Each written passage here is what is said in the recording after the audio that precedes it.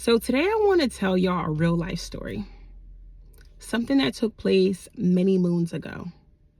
And it is a very common thing in the insurance industry, but I think it would definitely take everyday people by surprise.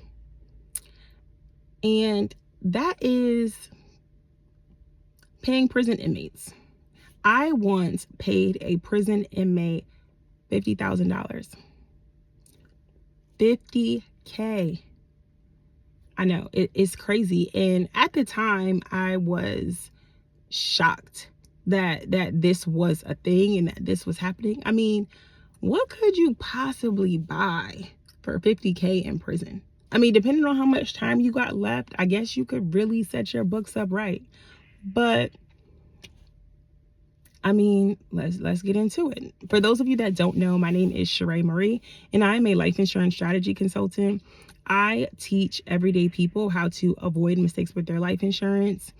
After evaluating insurance claims for a decade, I found that nearly 80% of all claims are delayed or denied for one reason or another. And the root cause of this is simply due to the lack of education. And so by providing you with some best practices and strategies, I can help ensure that the insurance claim is paid out just as the policyholder intended. So let's get into this 50K. So this woman passes away. She's named her son as the beneficiary, and he's incarcerated, but he still receives a payout. I want to talk to y'all about 3 things you might find interesting when paying someone in prison. Okay. The first thing is, believe it or not, being incarcerated does not disqualify you from receiving insurance payouts. It just doesn't. They're still going to get paid, and there's nothing that anyone can do about it. Now, I don't advise that you name somebody who you know is in prison, because it's just a lot that comes with it. So I wouldn't recommend. In this case, this woman had named her son as the beneficiary prior to him being in prison. But unfortunately, at her time of passing, he was incarcerated. And an insurance company is going to go by the book. They are a rule follower. It's not in anyone's favor. Whatever is in writing is the way they're going to go. And so once it is verified that they are paying based on the most recent beneficiary form, maybe all they need is a name, address, social, date of birth, and they are sending that check. Okay. And so the second thing I want to talk about is, as a beneficiary who's incarcerated, understand this. That individual is going to undergo a ton of scrutiny.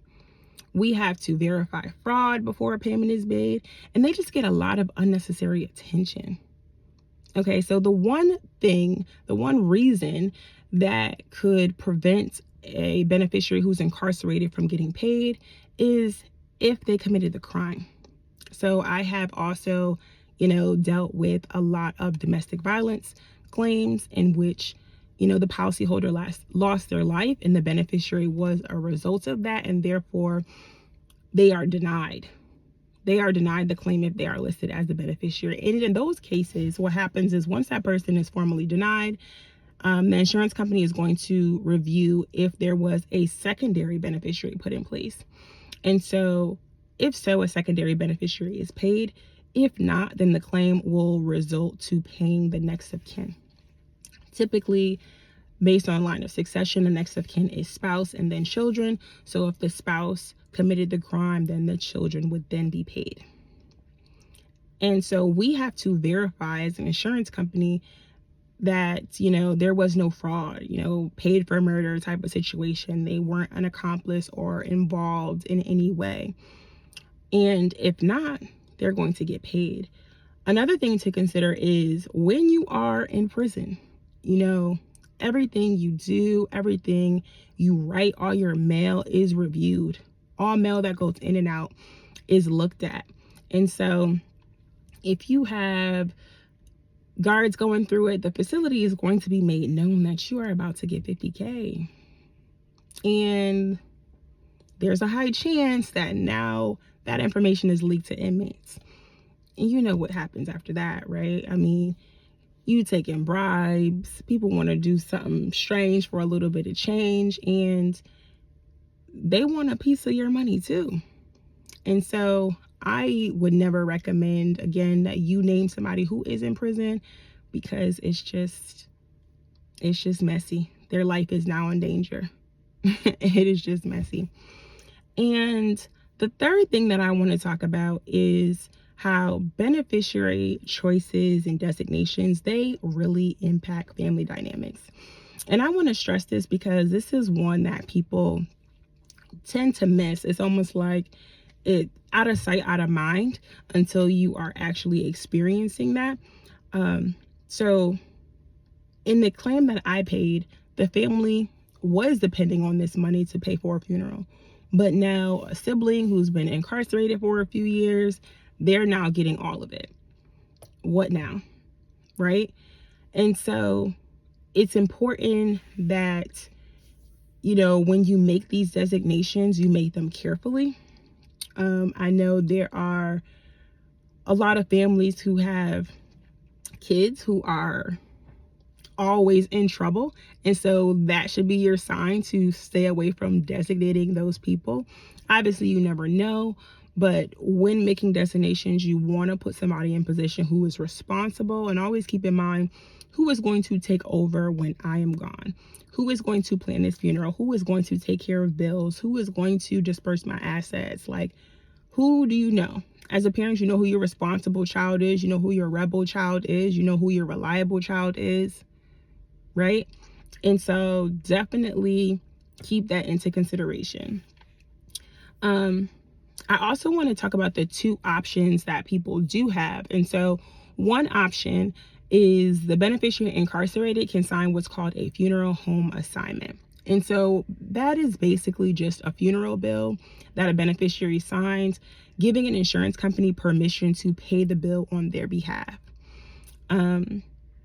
Those are very simple and easy. In a lot of cases, I paid funeral bills before the claim was actually paid to the beneficiary, just so that the funeral home could move forward with the service, right? We confirmed this amount. We know that the family is going to receive a minimum of this. And so since the funeral bill is less than that, we will move forward with paying that bill. The second option is the beneficiary incarcerated can sign what's called an affidavit that gives they're giving the insurance company permission to pay someone of their choice. So they can say, I want you to give $20,000 to Jane Doe.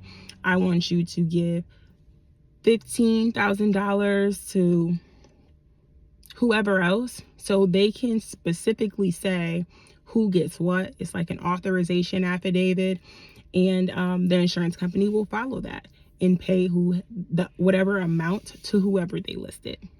And so those do give you some options. But remember, when someone is incarcerated, the only form of communication they have is through snail mail.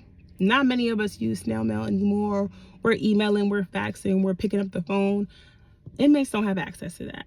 So that now slows down the process. There are delays.